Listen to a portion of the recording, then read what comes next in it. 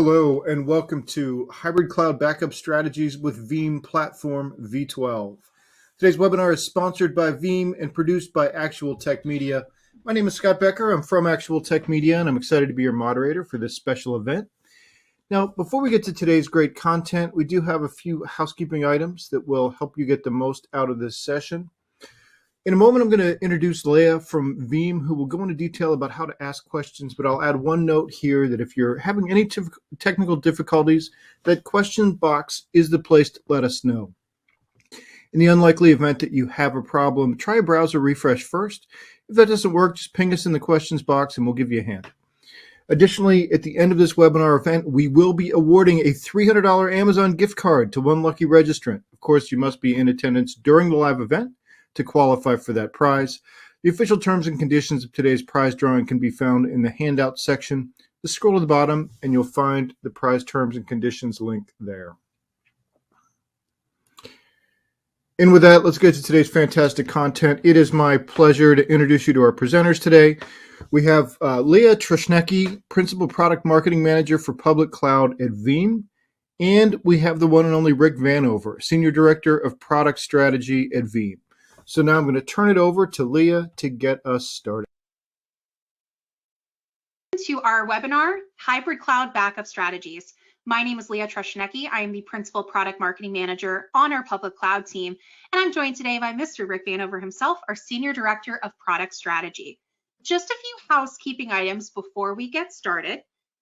Everybody is muted upon entry, so if you do have questions, and we really would love to hear questions from all of you, please use that Q&A function in the chat. Additionally, if anyone has any sort of technical issues, if you cannot hear the speaker well or need assistance, please use that question box as well. We will be monitoring it throughout the session today. We will also stay on afterwards because I'm sure this will generate a lot of really great questions. So let's talk a little bit about why we're here today. First and foremost, we really wanted to land why cloud has become so important in Veeam's talk track around the Veeam platform. Whenever we've done research, whether it's our own research, operating with analysts, talking to end customers themselves, it's very clear that over the last few years, a trend that was already occurring of workloads moving to the cloud and net new workloads being built in the cloud has certainly accelerated. And there's a wide variety of reasons for that. Certainly there's market dynamics in the storage space. The cloud continues to be seen as a much more resilient and, dare I say, secure offering. But what we're finding is that a lot of end users, as they've rushed to get to the cloud, are finding that there's a lot of harsh realities in how they manage and operate the cloud. Namely, how do we remain secure? How do we reduce costs? And ultimately, how do we maintain a total data protection strategy that doesn't leave any gaps in coverage? So we're going to talk about some of those strategies today. How do you optimize, stay secure, and get the most out of your cloud investments? So with that, Rick, let's go ahead and flip to the next slide. What we wanted to land first and foremost is to give you guys a big picture of what the Veeam platform can offer. And we're going to kind of focus on that on two different buckets. The first is protecting, controlling, and managing data within the cloud. Many folks who have been longtime Veeam users, or maybe you evaluated Veeam in the past, have found that Veeam certainly is great for virtualized environments. That's no mistake in our naming convention. But if this is your first time back in the Veeam world, or if you haven't really heard from us lately, you might not know that we've really dramatically expanded our platform promise to include native backup of cloud-based workloads. So whether that be AWS EC2 instances or Azure SQL databases, we truly offer a native backup solution that's easy to manage and standardize across the whole Veeam platform. So we're going to spend a lot of time talking about that cloud native piece today. The other piece that we'll center around is leveraging the cloud for data protection and security. So whether you're sending the backups to the cloud and making sure that they're secure and protected, or you're sending backups to the cloud for archival or disaster recovery purposes, we want to talk a little bit today about some of the strategies that we recommend and ultimately tease some new things that are coming soon in Veeam Platform V12. So with that, let's set the stage a little bit. Let's talk about sort of tell them what you're going to tell them strategy here. So first, I want to talk to Rick a little bit more about backup to the cloud. So Rick, I think you have a really exciting strategy slide that you want to walk our audience through today? Yeah, cheers, Leah. And the thought here is that to those points you just mentioned, Leah, I'm a person who likes to use the products, and I talk a lot to people who do. And this view here, when we talk about backup to the cloud, and I should really highlight, the cloud is really a model. It's not always a location. And the thought here is there's three things that always matter, any type of storage, right? Latency, capacity, bandwidth, etc. So what we see here is that object storage, a relatively new storage model on the market, it hits really well in the bandwidth and the capacity side of the equation, and it doesn't always outperform the latency side of the equation, but that's not necessarily a bad thing. And the reality is, with internet connectivity, you can really, cloud to cloud, entertain some incredible bandwidth conversations. Yet the capacity is, dare I say, approaching unlimited, but it really removes a lot of the boundaries of traditional storage, right? I've spoken to some mathematicians and they're like, no, it's not unlimited. But for those of you who manage on-premises unified storage, there is a capacity conversation, but the whole nature of object storage allows you to live in a much more barrier-free world of sorts. And then object storage sits, with a lot of quote unquote coverage in this kind of view here. And then let's talk about file systems. Now, I'm also kind of working backwards from new to old. And in the middle are some, higher end file systems. They follow a bandwidth prescription on the top axis, really limited by an on-premises network stack. We can't practically obtain the cloud level of bandwidth and things like that. So we have barriers when it comes to networking on file systems, and then capacity to the right as well. It really comes down to how much you purchase. In fact, one of my earlier in my career management mentors used to say, coming up with the money for the storage is the problem, right? Coming up with the storage isn't the problem. But nowadays, it actually is the problem with supply chain challenges. So it used to just be, I used to say coming up with storage isn't a problem, coming up with the money for the storage is the problem. Now actually both of those can be sometimes part of the problem. And the cloud can alleviate some of that, or at least object storage technologies in general. But file system storage systems can provide really good latency conversations as well. And then we can talk about block storages, which can actually, especially if we go into some of the full all flash type systems, have very good, outstanding latency performances, but much like file systems, are limited to a networking stack on premises, and the capacity is even more of a conversation about that upfront investment and I don't want to say just the really limited and structured amount of capacity, that sometimes you reach limits of what the systems can do, whereas that's just not really a frequent conversation with object storage. And so the real takeaway here is that object storage, and this, okay, I'm no analyst, but there's a lot of coverage of what object storage brings. And like I said, Leah, I talk to customers and partners all the time. This is what they want. They want more object storage options. They have enjoyed what we've done over the years with our tiering, but they really want to double down on that object storage scale out model for the backups. And we can still do all the good things like tiering and 3-2-1 rule, and immutability is easier than ever. And I think it's a very opportune time. We had some research that you shared earlier, but what are we going to put in there? And I think the hybrid cloud, there's a lot of different services that come to mind. Yeah, absolutely. I mean, certainly Veeam, again, as I said earlier, has been known for backup of virtual, but over the last few years, I think we've really been expanding our reach, because what we're hearing from end users is that they like our sort of comprehensive policy-based approach to backup, and they want to make sure that as their workloads move to other locations, they can. But Rick, as you mentioned, the cloud is not monolithic. It's not this sort of one size fits all, be all end all story. There's a tremendous amount of complexity and customization within the cloud.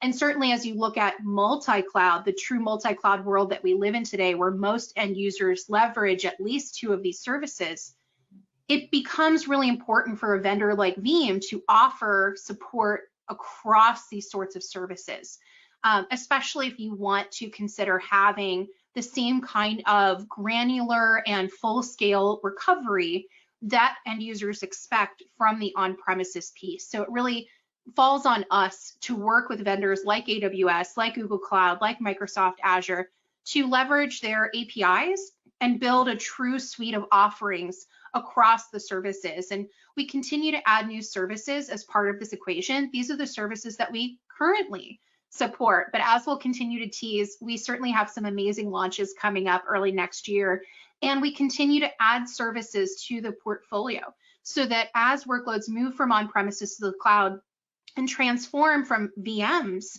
into right-sized services, whether that be platform as a service offerings, file storage, you name it, Veeam is starting to build truly native and customized offerings for these services. And I think that breadth of coverage is going to continue to be part of Veeam's DNA. Something else that's part of Veeam's DNA is recognizing that as workloads move to the cloud, workloads are probably moving across clouds too. So I did want to tease a bit of research that we just released called the Cloud Protection Trends Report. And within that report, we surveyed backup administrators as well as cloud administrators. So whether that be IaaS, admins, engineers, architects, we surveyed organizations and these users specifically and asked a variety of questions. But in particular, I wanted to highlight this one, which is, has your organization brought any workloads back from a public cloud host to an on-premises offering? And there's some of the natural answers for that. Yes, we had a disaster recovery scenario and we pulled it back on-prem.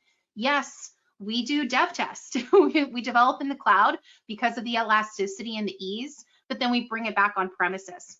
But what's been unique about this research, and I think again, as we continue to expand this research to include more cloud personas, we're seeing a lot of these end users identify saying, you know what, we migrated to the cloud and it didn't quite work for us. Whether that be because the latency wasn't what they expected it to be, or because they had bill shock. They realized that the cloud can be quite expensive sometimes. There's a variety of reasons why some of these scenarios have occurred. And so it's going to continue to be a really important part of Veeam's DNA and what Veeam wants to offer to end users, this idea of portability, of being able to get out of the cloud to exfiltrate, to either go to other clouds or bring it back on premises.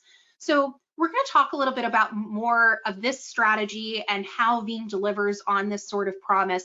It's not something that users have to think about on a day-to-day basis, but as you're evaluating and designing or architecting even, it's really nice to know that you have an exit strategy and that backup can be a part of that. So that's some good setting the stage content, Rick, but I think now we wanted to get into some exciting topics. So first, what we wanted to do is talk about leveraging the cloud for secure backups. And security continues to be a really big part of Veeam's story. But I don't really think this is just a messaging story. I don't think this is a FUD story. This is really something, I think Rick, you and I can attest to this, having talked to customers and partners quite a bit this year. It's coming up a lot in conversations. And in fact, even when we're chatting with partners or chatting with prospective Veeam users, we're finding that a lot of the time in the purchasing decision, someone from the security team is involved in this discussion. So we want to make sure that you guys have the tools that you need to evaluate where your end-to-end security strategy as a company fits into a BCDR strategy. So let's start with our first kind of discussion of topic, which is using the cloud for immutability. And so to define immutability, what we mean by that is being able to secure that backup and make sure that any sort of cyber attack isn't also infecting the backups, because ultimately your backup and recovering those backups should be your last line of defense, but you need to make sure that it's not a part of that defense strategy, right? That it's something completely separate. So Rick, do you want to talk a little bit about Veeam's current immutable strategy and then maybe some fun things that are coming in our next launch? Yeah, and you're right on point there, Leah, that it does come up every single time I talk to customers and partners. And, you know, right now today, there are, I want to say 24, 25 different, you know, we call it Veeam ready object with immutability storage partners. And I think it's really important to highlight that number, because Well, there's not 24 or 25 hyperscale public clouds. This very much is a technology that can be consumed with on-premises unified storage. It can be consumed from hyperscalers, dedicated service providers that focus on this type of thing. And of course, like Amazon and Azure, for example, Google doesn't offer it currently, but this is something that comes up every single conversation. And this is one of those absolute must-haves. And, the object storage implementation of immutability is very attractive for us because this is a really good control plane barrier. The Veeam software writes this data in with immutable parameters to these object storage providers for backup data. But the good news is like a threat actor, so the security angle comes right up. You can't do anything with it, even if you have all the Veeam passwords.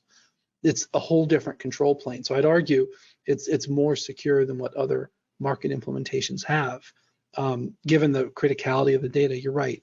Secure backup is that last line of defense. So that's where we are now. And going into the future, we're extending it. Derek called immutability everywhere. We're allowing that first stop to be immutable object storages with V12. We're allowing more workloads to go there as well. Big request from the NAS products, for example. So big step built on a very proven identity. And one unplanned nugget I didn't rehearse with you, Leah, I'll share is that when I debriefed from our support team, it's like when we have a copy in the cloud that's immutable, this is a very good sign when it comes to like ransomware response and things like that. Yeah. This is the way, just to harness my inner piece of advice to you. Immutable storage in the cloud is the way to be resilient. Yeah, frankly, when we talk with security professionals about building a response plan, it should be included, and often is when we've spoken with them, that calling your backup vendor is part of that response plan. And so I know, Rick, you and I have talked with our support teams before, and it's really common to get a call to say, hey, we've had a ransomware attack. It's part of our plan to call you guys. How can you help us? Well, Veeam launched immutable backups several launches ago. And so we really want to continue to spread the word to make it clear. The time is now for you to be setting that plan, because I'm sure I could pull up right now 12 different stats that will show you that ransomware continues to proliferate, and Veeam is here to help. It's a given, as Rick said, that it's part of the equation. And with that, let's go ahead and flip to our next topic too, which is immutable backups within the cloud. Rick mentioned that coming in our next version, we're going to be extending the support of immutable backups to more workloads that live in the data center, live in the edge, but we're also extending that to our cloud native workloads as well. So if you're running Veeam backup for AWS, Veeam backup for Microsoft Azure, you're going to be able to back up those workloads directly into an object storage repository that has immutability as part of it. So in Azure, it's called immutable storage for Azure Blob. In AWS, it's called Object Lock. And so ultimately, again, we continue to work with these cloud vendors, whether it be the hyperscalers or the whole slew of object storage vendors, to continue to build these integrations and make it as easy as possible for you to bake this into your security strategy. Rick, anything to add? Well, I think it's important to highlight the within the cloud part of this, because, we talk a lot about, we definitely are living in a hybrid world, but when we think about the market as more and more cloud native deployments exist, right? Ransomware isn't just a PC problem, it's a data center problem. It absolutely can happen in the cloud. And there's a lot of safeguards that are provided in the cloud to prevent these things from happening. But in the end, if it gets in, the way out is an immutable copy. So this is just yet another way that we can provide this high level of resiliency. And, people who are doing a lot with Amazon and Azure, for example, this is very much top of mind for them. And, when I think about the conversations I've had with our product manager on this particular capability, it's kind of a short conversation. It's what I mean by that, typical Veeam. It's just a checkbox. It's easy to use. Yep. And we're not going to, overwhelm it with complexity to get this outcome of immutability. Yeah, and a theme that we're going to talk about a little bit later is this balance between making things really simple but ultimately recognizing that the threat landscape we live in, the sprawl of data that we live in is incredibly complex. So how can Veeam take that responsibility of making the complex simple? Where we're at right now is it's not going to be simple, but we are going to try to make it as comprehensive as possible. And I think as you're looking at our immutability story, comprehensive is probably the main adjective I would love for you to walk away with, because you're going to be able to build an immutable backup strategy into almost anything you're doing. And I think that's really exciting, again, as we look at the threat landscape, because it can come in from anywhere. And now you have the opportunity to recover from it and have that ultimate fail-safe for resiliency. So with that, Rick, I think let's flip a little bit. We're going to stay in the cloud and talk a little bit more about some best practices. Now, ultimately, there's nothing new and exciting coming in the next launches that we want to tease here, but for those who maybe are thinking about launching some sort of data protection for your cloud-based workloads, something that's new for folks trying to do this in the cloud is recognizing that you have to go back to basics sometimes. So in cloud, we talk a lot about this concept of logical separation. When you're running backups on premises, it's natural for you to back up to a different server, for example. Oftentimes that's because you don't even have space on whatever server that native workload is running on. And of course, there's a tremendous network of server storage offerings that you make it really cost effective and do data deduplication. There's a whole industry around that. But as you're looking at the cloud, you have to really build some of those basic best practices into your motion. And Veeam tries to make that a part of our user experience as well.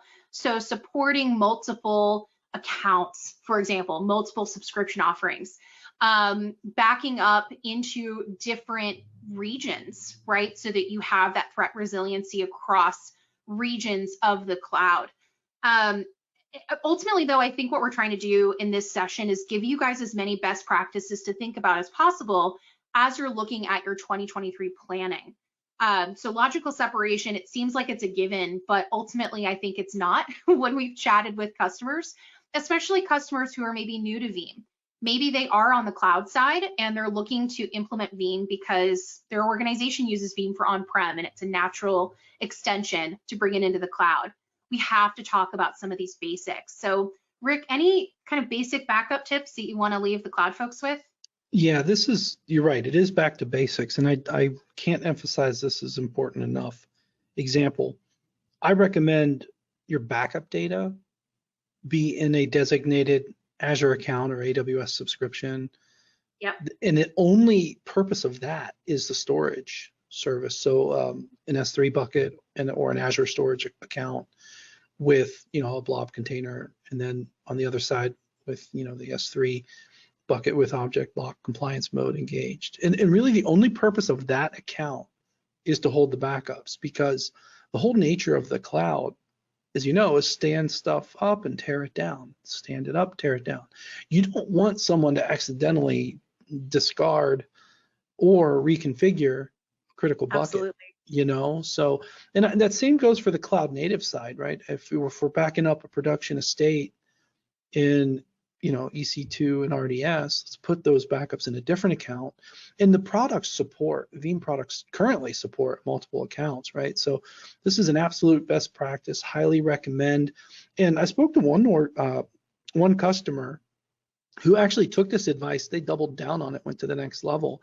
They actually put the backup account, this was an Azure organization or Microsoft Azure type of customer. They had hybrid stuff. So they had on-premises infrastructure, they had public cloud infrastructure, and the Azure storage account and the subscription that held the backups was even removed from the whole parent organization. It was a credit card account just for that level of separation. So I was like, hey, +1 for that. That was smart. So, and what really is the takeaway here, Leah, is just flexibility. Whatever the requirement is, we can really implement that with the current products, and it's only going to get easier as we go. Yeah, and I want to twist deeper into that access management piece of it as well, because certainly I've spent my whole career in the cloud in some way, shape, or form. Identity and access management is just a part of our lives in the cloud space. And it is in data protection as well. So ultimately, I think Veeam continues to be really committed to supporting, separation of access, least privilege access being a given in not only the way we construct and design our products, but also how we recommend them being implemented. So whether that's using something like role-based access control baked into our products, whether that's integrating with things like the Azure and AWS key services that are offered, we want to make sure to continue to have that as part of not only our Veeam strategy, but supporting this secure backup promise that we want to offer. And so, Rick, I don't know if you want to tie that back into what we were just talking about around best practices and any sort of customer stories, but I think this continues to be a big one that we're really committed to. Well, indeed, and it almost is part of a broader security conversation. And if I were to take one of the smaller things associated with our next release is around multi-factor authentication, for example. Absolutely. That's also a good thing. And then one step into the best practices world, think about your cloud accounts. Those as well should have the multi-factor or two-factor type of authentication as well, because nobody wants to be the next leaky bucket and things like that. So yeah, this is something, again, back to basics, and Veeam's here to help orgs through the journey as well. Yeah, absolutely. And Rick, I think I included a slide after this to just kind of land this point home. And again, what we're hoping to do with this webinar is give you guys some things to think about as you may be preparing for the upcoming V12 launch. What are some things you can do now to prepare yourself for that launch? So when it comes to identity and access management and ultimately logical separation, these are some things that we recommend really thinking about in the design and implementation of your backup. So thinking critically about identity and access management, credential auditing. That's something that not a lot of folks do, especially if you are doing a simple integration with your Active Directory, for example. You may need to routinely audit to make sure that the right folks continue to have access. We're big fans of role-based access control, RBAC here. And again, as Rick mentioned, we're going to be continuing to expand our multi-factor authentication support.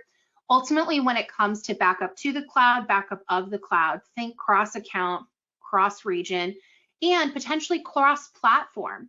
Again, we mentioned that we offer a tremendous ecosystem of object storage support, whether that be Wasabi or a vendor that you might run on premises as an object storage offering. So thinking about that, really having that sort of resiliency and threat tolerance as part of your planning. These are some really good things to think about and to take a look at your strategies. There's always never enough time to do all the right things and cross the T's and dot the I's. But even if you just do kind of a rundown of this list, I think it's a really great place to start. And again, to prepare for what's coming in the next launch. Rick, anything to add before we go to our next topic? Well, just, take this far and wide. Here's one practical tip example, and take, for example, an Azure storage account. If you know that only your on-premises infrastructure is going to be putting backup data into an Azure storage account, you can put in a firewall rule that'll only let storage access go from that IP address of your HQ or things like that. Little things like that, it almost becomes a mathematical thing that just calculates your risk down, right? So I highly recommend just thinking about the access, thinking about both on the cloud side and the Veeam side, right? And I've also started talking to a lot of organizations removing internet access from critical systems, So these types of best practices end up giving you a mathematical advantage to your risk footprint. And this is just a great starter list. And speaking of numbers, one of the things that always comes up in the cloud, Leah, is cost. Yeah, I mean, certainly it's a balance, right? We want to do all of these best practices and cross our T's and dot our I's, but that can get incredibly expensive. So certainly here at Veeam, we continue to be really committed to trying to do everything we can to reduce costs. Before I do that, I just want to remind everybody that we do have the Q&A open. So if you have any questions, if you have any ideas that have been generated based on that previous discussion, or if you really want to talk cost, please go ahead and use that Q&A function. We're also going to chat a little bit later today in the next steps section about ways that you can connect with the broader Veeam community and continue to share best practices. I think that continues to, again, be something Veeam wants to really promise to our end users, is to cultivate a community, because at the end of the day, there is 27 million different ways that you could do this, and they're all probably valid. So it's a great opportunity to share stories and ask questions within the community too. So we'll throw up a link where you can chat more about that with some fellow end users. But with that, let's bring it over to cost, because as everybody is working on 2023 planning, cost continues to unfortunately be a very big part of our discussion. And for those of you who are maybe looking down the barrel at having a hard time getting access to storage, certainly we have a lot of strong relationships within the channel. We're very aware of the wait times to get a lot of the storage offerings that you need. Object storage might be the way that you turn in order to not only get available storage, but to also reduce your costs. However, as Rick mentioned at the top of the call, there's a time and a place to use object storage, and Veeam continues to be really flexible in how we offer that support. So Rick, do you want to talk a little bit about why and when to use object storage? Maybe you can tease a little bit about how we've been interacting with object storage using Scale Out Backup Repository, but maybe even where we're going with the next launch. Yeah, so I think the why is, when you need some of those capacity things, a lot of people have used it for the offsite element of the 3-2-1 rule implementation. A lot of people in the Veeam world used it for immutability, right? So those were just a few reasons. And then on top of that, well, maybe I'd rather have higher performance but shorter retention on premises and go deep and wide forever in the cloud. And to play a little bit on the iconification situation, right here, the little kind of archive class storage, that's another way to kind of help address some of the cost. And what I mean by that is those archive tier type storages can really drive down the overall cost by having ultra low cost, for that long-term retention. And then this is taking a look at a technology at Veeam that's been out for a very long time, the Scale Out Backup Repository. Okay, here we go. It's a software-defined secondary storage system at the management layer that can do policy-driven backup storage management. Whew, it's a mouthful. Oh. But the reality is this technology is super resilient. Every copy, and it's not practical for an organization to use all these different combinations, but this is a look into the future where V12 will have the performance tier support object storages with immutability, and then the capacity tier yet with immutability. And I've already given the little lock seal for Azure, because we do expect the development goal is to have Azure blob storage in the V12 release. It's implemented in the last 2 betas. It's always a good sign. And I've tested it. It works pretty good. And if we look at this, the copies that we'll have, every single copy is fully self-describing. That is so important, Leah, because if all else is gone, if all we have is a backup in a bucket, Veeam is good to drive complete recovery without any prior knowledge of the infrastructure, without any catalog, media server, those types of constructs. And then if you think about this life cycle, right now in the V11 world, the performance tier is like disk, block, file type storages. That doesn't go away in V12. We're adding object storage to the performance tier. But if you think about the performance tier, the capacity tier, and the archive tier, this solves a secondary problem related to our theme of cost, which is you never want to have to choose between total cost of your backup storage and your compliance of retention. This logic makes it so easy to put the older data to meet that retention requirement into the right class of storage. And the last thing I'll hit on this is that there is, the middle bullet point, space efficient, doesn't give it enough language here. There's what I would call cloud economic intelligence going on here. Veeam will transparently put data into these object storage resources in an efficient manner, keeping in mind egress costs. But then if you go, say, from S3 to Glacier, we actually change it again to be, say, a 500 meg block into Glacier storages, because the egress time, the egress costs we've done some modeling that if you have a larger amount that you retrieve, you can reduce your API costs. And these are little things that we do transparently to make it efficient for people who use the products here, both on the performance, on the reliability and durability for sure, but also, I like your phrase, what you call it, bill shock? We want to avoid shock, that. yeah. Bill shock, it's a thing. It's a thing. Especially in cloud, it's a thing, right? Because at the end of the day, we try to provide calculators, and certainly the cloud vendors do as well, and you can do the best you can to plan, but at the end of the day, one change to a setting can dramatically change what you expect to spend. So when it comes to optimizing how you use object storage, one of the main things I want to talk about here is really sitting down, looking at the applications and the data that you need to support, and get serious about retention. Because back in the day when everything just went to tape, you were writing once, seeing it never again, but it also didn't cost you anything to just sit it in a storage locker, take it to somebody's house. If you were doing it well, maybe it went to Iron Mountain. But now that we're talking about storing in the cloud, you have to really get serious and get critical with app owners and line of business owners about retention policies. You might even need to get really close with compliance teams to make sure that you're meeting minimum requirements and then knocking it out the door. So we actually recently, as part of our Cloud Protection Trends report, surveyed, again, backup administrators, IaaS admins, et cetera, asking them, how long do you typically retain data for any given workload?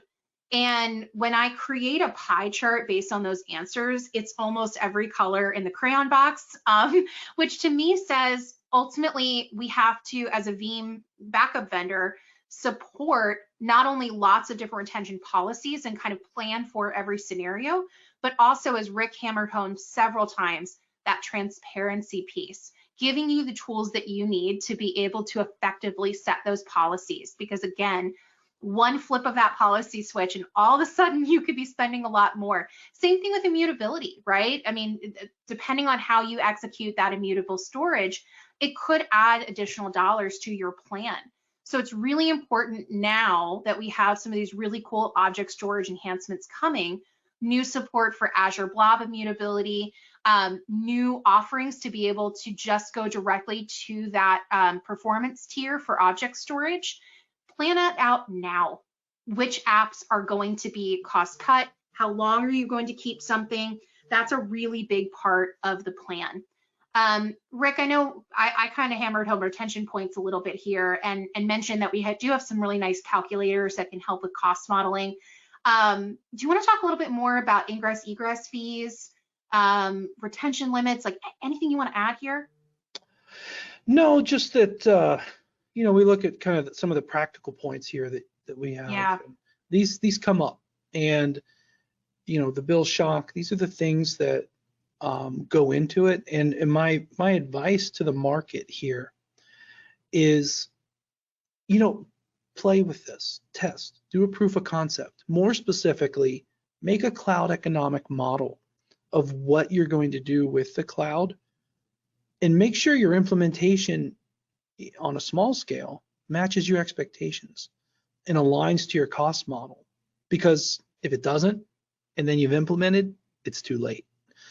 And then you are talking bill shock, and then we're in the scenario of moving things around. And again, back to my other point, never want to have to trade off compliance and retention for for cost, right?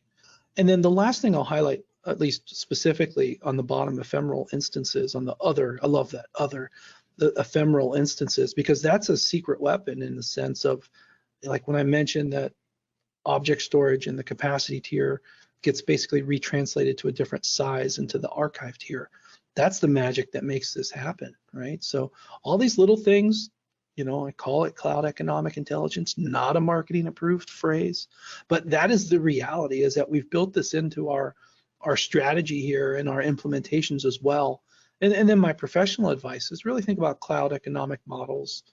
And that's not a skill that, a lot of us grew up with, but the practical way to do it is to do a POC, a proof of concept with what you're doing in the cloud, and make sure the model matches the expectations, because if you implement it wrong, then it's too late. I mean, the good news is about the cloud is there is that inherent elasticity. There is the inherent build and tear down, as you said. So it is easier to do testing than it would be on premises, dare I say. Indeed, indeed. Absolutely. Well, let's talk about one more use case for the cloud and a way that we could recommend that you have a more predictable cost, let's say, when it comes to this. You know, for my whole career, folks have been coming to us and asking, how can I leverage the cloud for disaster recovery? Because at the end of the day, we recognize best practice is to be ready to fail over into a secondary location. But to do that in actuality is incredibly expensive and not always compatible, right? It's not always easy for you to port something on premises that was built for that kind of storage type and bring it into the cloud. Oftentimes that's not a like for like scenario. Veeam's answers to that for a long time has been our network of service provider partners. A lot of these service providers are built on VMware Cloud Director. So for those who are running something on premises in VMware, it's really easy to actually fail over that kind of workload into the cloud. And in fact, in the next launch, we're going to be making enhancements to Veeam Cloud Connect to support even lower recovery point objectives. So it's even more possible to think about a DRaaS offering for your tier one most important applications, the ones that you really cannot have any kind of downtime or data loss. You simply would be able to flip a switch, send it to a provider, and again, keep those kinds of storage costs low, because it's incredibly expensive to stand up a secondary site in a FEMA zone away, pay for another person to live in that location. It's much easier to just pay a subscription fee to a provider. So now is really a great time to start evaluating DRaaS providers, because they're going to have an even sweeter offering powered by Veeam. Anything to add to that, Rick? Well, the one thing I'll highlight is that there's two things that make this more attractive than ever. One is built on some proven conversion techniques. Like right now today, we can take physical workloads, restore these as virtual machines, which could then make it fit into these DRaaS models a lot easier. But the other side of it is, you know, sometimes you have to call a disaster what it is. It's a disaster. And when organizations do that, they might think, oh, I'll just go to the cloud today. But maybe they're part of that 45 and 49% who made a change after the decision. And the reality is lift and shift is a lot of change, especially if you're not prepared for it. DRaaS providers specialize in this. They have experts that can help you get the networking right and the security right. And so it becomes a lot more attractive, you know, from the model of what you're declaring a disaster of, to help it run successfully right away. So I think a lot of people underestimate that, but that's just one observation I have, that the networking and the security kind of lend themselves better to this model for on-premises workloads that call the disaster a disaster. And certainly cheaper than trying to hire that on staff. That's for sure. Oh, yeah. And the money, always with the money. Always about the money. Well, you know, speaking about the money, I think we want to continue to prove that Veeam is the best investment, best horse in the race, as we say. So let's talk about topic 3, which is how we make complex things feel simple, but ultimately operate in this sort of comprehensive world that we're being demanded to live in. Because as workloads move to the cloud, data protection can't change. As ransomware becomes even more proficient at getting in and causing havoc, we need to be comprehensive and make sure that there is no gaps in coverage and you can truly trust on standardizing in Veeam. So let's talk a little bit about standardization. Ultimately, Veeam for the last several years has been expanding its workload coverage to include more, whether that be network attached storage, Linux machines. Microsoft 365 continues to be a fantastic offering that's a great crown jewel in our cap. But ultimately, I think the reason that it's helpful is because you can standardize your practices, standardize your plans even. Again, we talked a lot about 2023 planning. So whether that be a policy-based approach to retention, to recovery points, whether that's making sure that there's no workload left unattended, making sure that, again, you're improving your threat matrix kind of across all of your workloads, regardless of where they reside. There's so many benefits to standardizing. And we're going to talk a little bit more about the sort of day 2 operations side of things, how standardizing unlocks the ability for you to do cool stuff with your backups. But Rick, if we keep it to kind of the basics of threat management, standardization, cost control, like we just talked about, what are some of your kind of silver bullets, if you will, of when somebody says, why do I need to standardize? Why can't I just use dedicated products for the specific thing I'm trying to back up? What's maybe the thing you kind of offer from a storytelling perspective? Well, it comes down to familiarity. I know in Veeam product world, I mean, we have different products for different use cases. Make no mistake of that, right? The M365 experience is, different, but not unfamiliar, okay? And with Veeam products, I've again gone rogue, made up another phrase. There's a lot of what I call shared technology between the products, which is just that. That's what makes it familiar.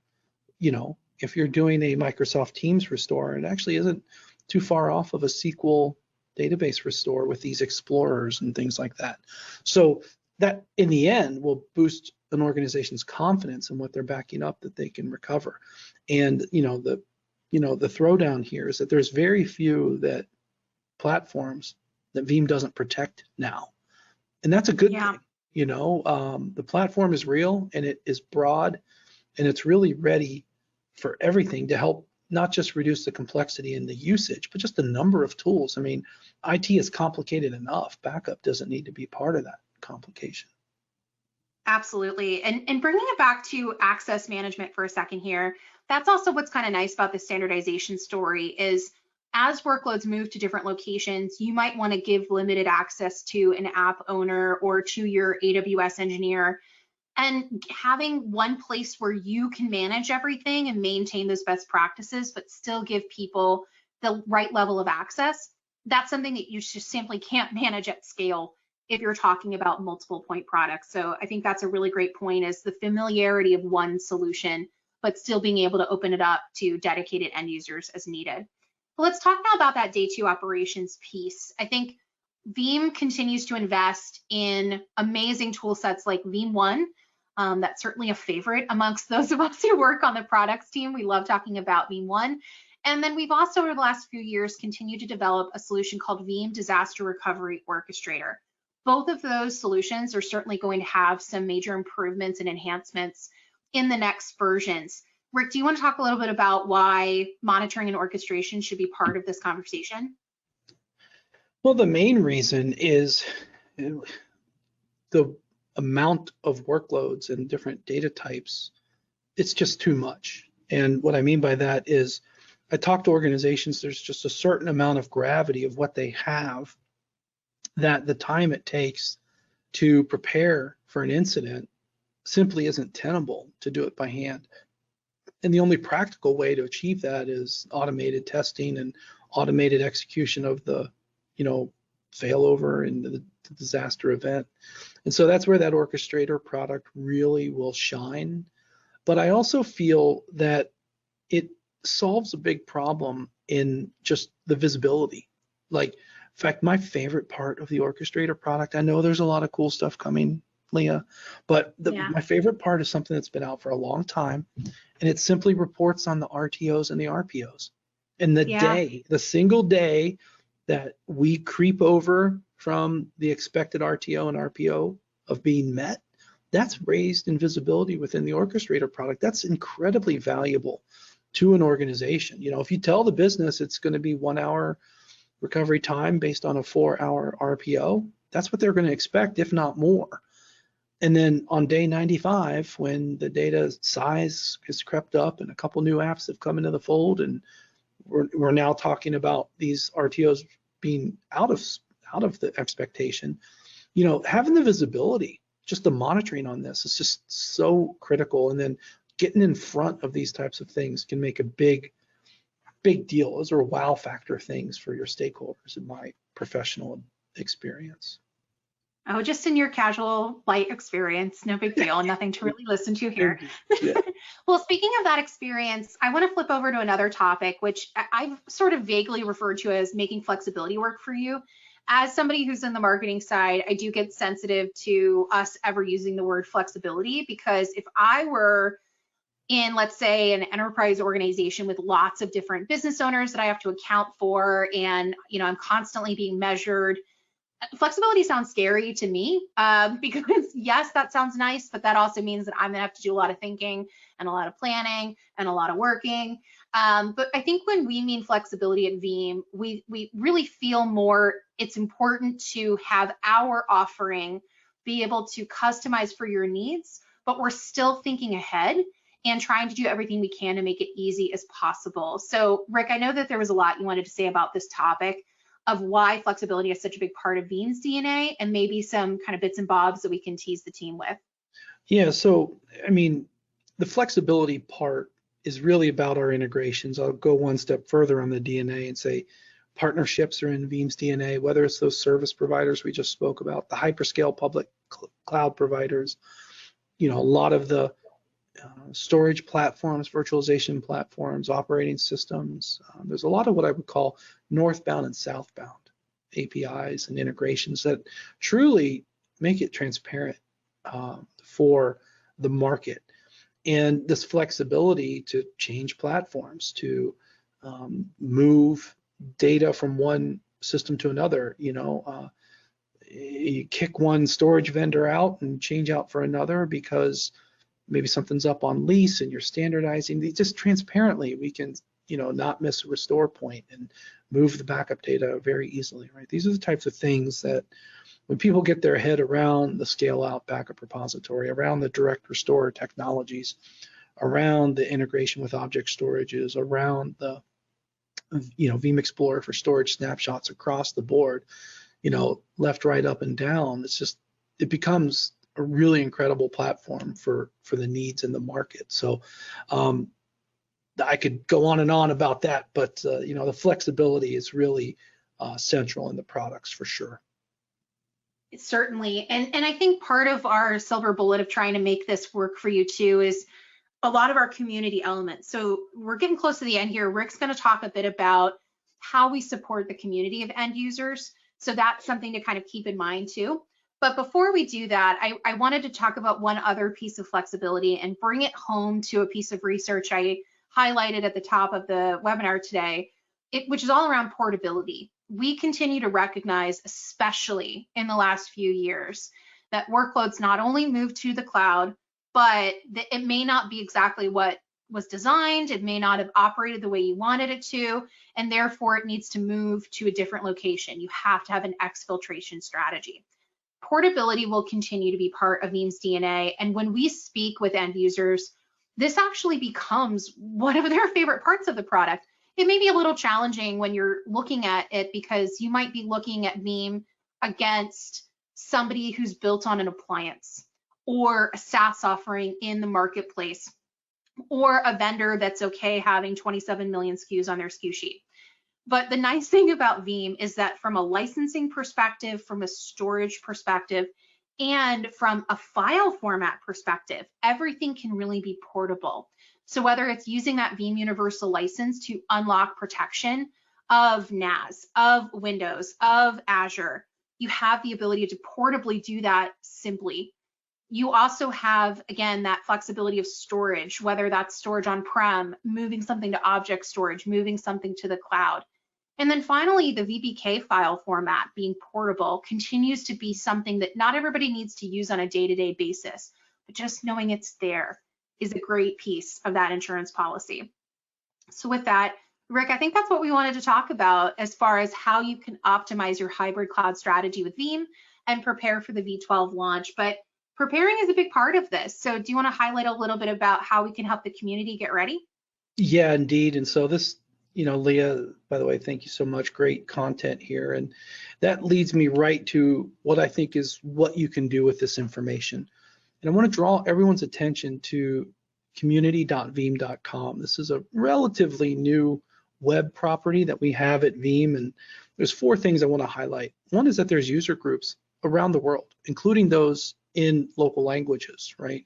So if you are looking for a way to engage great technical discussions and shares, that's the place. It's all in the community site. And then there's also some Veeam events, our user groups, and then also some topical things get promoted. And I'm going to be putting more V12 stuff in there. And the third bullet point, the blogs and podcasts, that's a great set of resource. And I want to highlight V12 content is already out there. We, I don't know if we went rogue, went smart, went intentional, but we let some of the Veeam 100 members, some of our best community fans, we've been, sharing V12 with them for a while. I don't even know how many V12 posts are out there with a lot of the vanguards and legends already sharing their favorite parts of V12 and walking through how to use it. That stuff's already out there. And then also some discussions, everything from how do I upgrade and more that could be discussed out there. And a promise to you. One of the things I did with V11, which was very successful, is I made what's called an upgrade center, which is everything you need to know on how to upgrade. Everything from your, making sure you have your license, your config backup. I walk through an upgrade so you see what it looks like. All that kind of stuff will all be at the Community Resource Hub. So my thought, Leah, is if people want more, there's more to be had. So yeah, that concludes our content. We've processed through the Q&A here quite a bit through the session. We've been taking turns when one's talking, one's typing, that type of thing. And so many people have worked to bring this content to life to you. So a big thank you to the Global Veeam marketing team to help on the operations and promotion, the Veeam Global product teams who have helped, get the message and the story right. And then, of course, thank you for attending. I know your time's valuable. So that concludes our broadcast today. Thanks for watching, everyone. And that concludes our webinar.